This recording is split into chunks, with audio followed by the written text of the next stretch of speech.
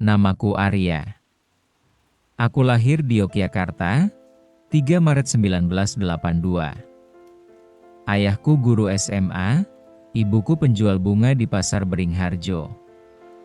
Kami hidup sederhana, tapi penuh tawa, buku, dan aroma melati yang selalu menggantung di teras rumah. Aku pertama kali melihatnya di hari hujan, bulan Agustus 1997. Ia berdiri di bawah pohon sawo tua di depan perpustakaan daerah, memeluk buku tebal dengan jaket basah menempel di tubuhnya. Rambutnya hitam legam, matanya seperti menyimpan ribuan cerita. Saat ia menoleh, aku merasa waktu berhenti. Namanya Laras. Putri seorang dokter ternama di RS Bethesda. Ia pindah ke Yogyakarta karena ayahnya ditugaskan di sana. Keluarganya kaya, terdidik, dan sangat menjaga nama baik. Aku, anak guru yang sering kehabisan uang jajan sebelum akhir bulan. Tapi hari itu, saat aku menawarkan payungku, yang hanya cukup untuk satu orang, ia tersenyum dan berkata, "Kita bisa berbagi. Asal kau tak keberatan basah separuh." Itu awal dari segalanya. Kami bertemu setiap sore di perpustakaan. Tak banyak bicara. Tapi kami saling memahami lewat buku yang dipinjam, catatan kecil di marin halaman, atau sekadar tatapan saat hujan turun. Ia suka Hairil Anwar. Aku suka Sapardi Djoko Damono. Ia bilang cintaku terlalu diam. Aku bilang cintanya terlalu terang, dan itu membuatku takut. Karena aku tahu, dunianya terlalu tinggi untukku. Tapi Laras tak peduli. Ia sering datang ke warung nasi langganan ibuku, memesan nasi campur, lalu duduk di meja paling pojok, hanya agar bisa melihatku membantu ibu mencuci piring. "Kau pikir aku malu?" katanya suatu hari. "Aku takut kau disakiti," jawabku jujur. Ia menatapku lama, lalu berbisik, "Lebih sakit rasanya kalau kau tak pernah mencoba." Ayah Laras mengetahui hubungan kami di akhir 1998. Ia memanggilku ke ruang praktiknya. Dingin, steril, seperti ruang operasi. "Kau anak baik," katanya tanpa menatapku. "Tapi kau bukan untuk Laras. Ia akan kuliah di luar negeri. Menjadi dokter. Menikah dengan orang yang selevel." Aku diam. Tak membantah. Karena aku tahu ia benar. Tapi malam itu, Laras kabur dari rumah. Ia datang ke rumahku, basah kuyup, matanya merah. "Aku tak mau hidup yang sudah diatur," teriaknya. "Tapi aku juga tak mau kau menderita karenaku," jawabku pelan. Kami berpelukan di teras, terakhir kalinya. Esok harinya, ia dikirim ke Jakarta. Lalu ke Singapura. Tanpa pamit. Aku menulis surat setiap minggu. Mengirimnya ke alamat rumah keluarganya di Yogyakarta, berharap mereka meneruskannya. Tapi tak satu pun dibalas. Tahun 2000, aku diterima di Universitas Gadjah Mada, jurusan sastra. Aku memilih jurusan itu karena Laras pernah bilang, "Kau punya cara indah mengatakan hal-hal biasa." Di kamar kos, aku simpan semua suratku dalam kotak kayu, yang tak pernah kukirim, karena takut ditolak. Salah satu surat itu berbunyi, "Laras, hari ini hujan lagi. Aku duduk di bawah pohon sawo itu, dan untuk sesaat, aku berpura-pura kau masih di sini. Aku tak tahu di mana kau sekarang. Tapi jika kau bahagia, aku rela tak pernah melihatmu lagi." Tahun 2005. Aku bekerja sebagai penulis konten di penerbit kecil. Masih sendiri. Masih menunggu, meski tak tahu apa yang kutunggu. Lalu, di sebuah reuni SMA, teman lama memberitahu. Laras menikah tahun lalu. Suaminya dokter bedah di Singapura. Katanya, mereka akan tinggal di London. Aku tersenyum, mengucapkan selamat. Tapi malam itu, aku mabuk untuk pertama kalinya.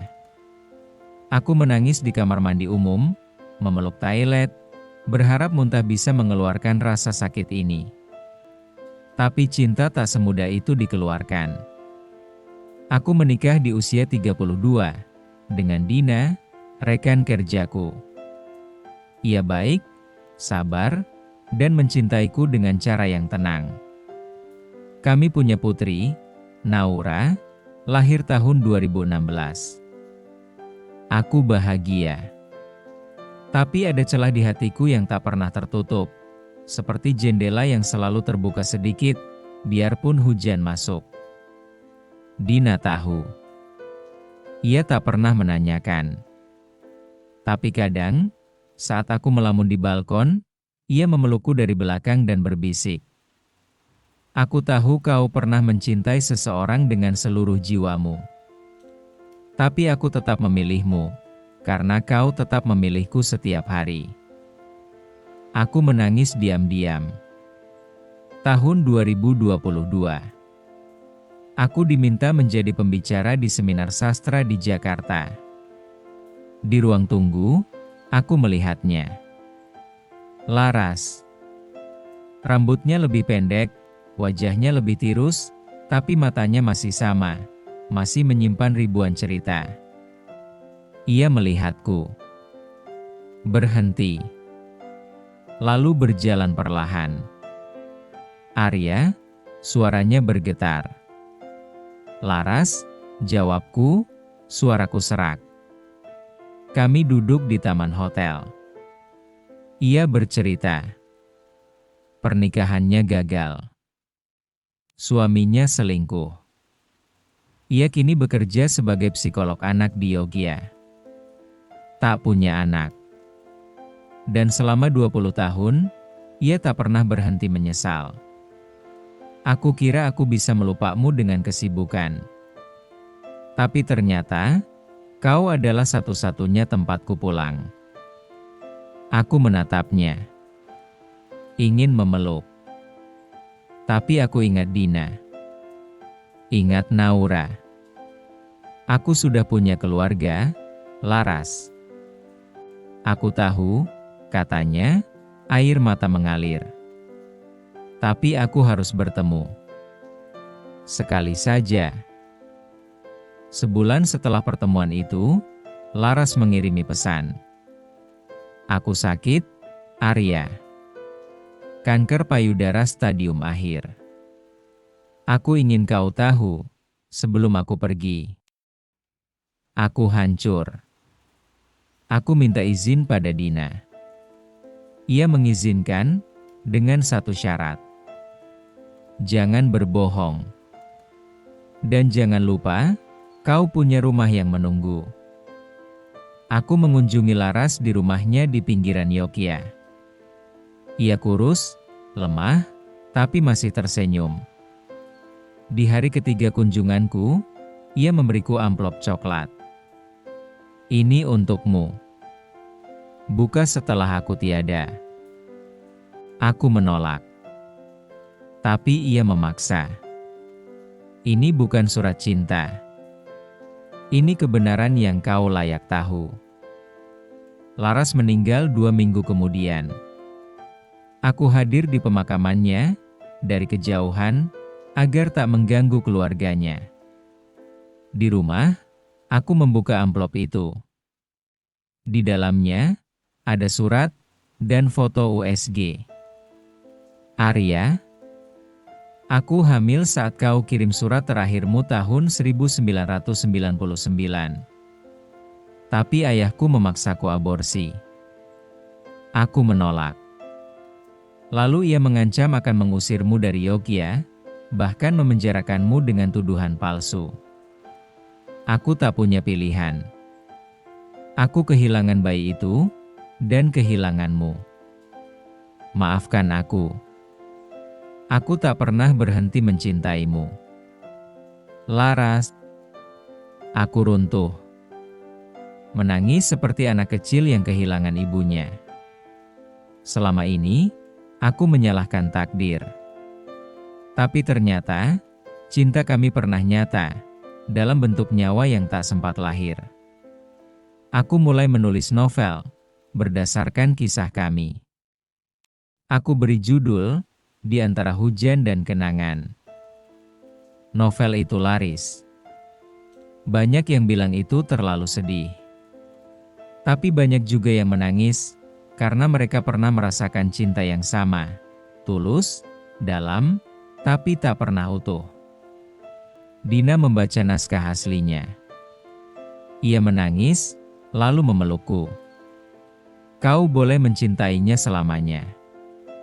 Tapi jangan lupa, aku dan Naura juga mencintaimu. Dan kami butuhmu di sini. Aku mengangguk. Untuk pertama kalinya, aku merasa damai. Setahun setelah kematian Laras, aku menerima surat dari notaris. Ternyata, Laras mewariskan rumah kecilnya di pinggir sawah untukku. Di sana, aku menemukan buku hariannya. Halaman terakhir tertulis, "Jika kau membaca ini, berarti aku sudah pergi. Tapi jangan sedih. Cinta kita mungkin tak pernah bersatu di dunia ini, tapi di alam lain, aku yakin kita duduk di bawah pohon sawo, berbagi payung, dan tak peduli pada hujan." Aku ubah rumah itu menjadi perpustakaan kecil untuk anak-anak desa. Aku beri nama Perpustakaan Laras. Setiap Sabtu, aku datang membacakan dongeng. Kadang, aku berpura-pura suaraku adalah suaranya. Kini, aku berusia 42 tahun. Rambutku mulai beruban. Naura sudah SD. Dina masih setia menemaniku minum kopi setiap pagi. Aku tak pernah lagi menulis surat untuk Laras. Tapi setiap hujan turun, aku duduk di teras, menatap langit, dan berbisik. Aku di sini. Seperti janjiku. Cinta kami tak pernah menang. Tak pernah utuh. Tak pernah diakui dunia. Tapi ia nyata. Ia abadi. Dan ia mengajarkanku, cinta sejati bukan tentang memiliki, tapi tentang melepaskan dengan tulus, meski hati hancur. Jika kau pernah mencintai seseorang dalam diam, jangan sesali. Karena di suatu tempat, di antara hujan dan kenangan, ia mungkin juga sedang mengingatmu. Cinta bukan selalu tentang bersama. Kadang, cinta adalah tentang melepaskan, dengan doa, bukan dendam. Jika kamu sedang menahan rasa, katakan. Jika kamu kehilangan seseorang, maafkan. Karena hidup ini terlalu singkat untuk menyimpan luka. Dan siapa tahu, di kehidupan lain, kalian akhirnya duduk berdua, di bawah pohon yang sama, dengan payung yang cukup untuk kalian berdua.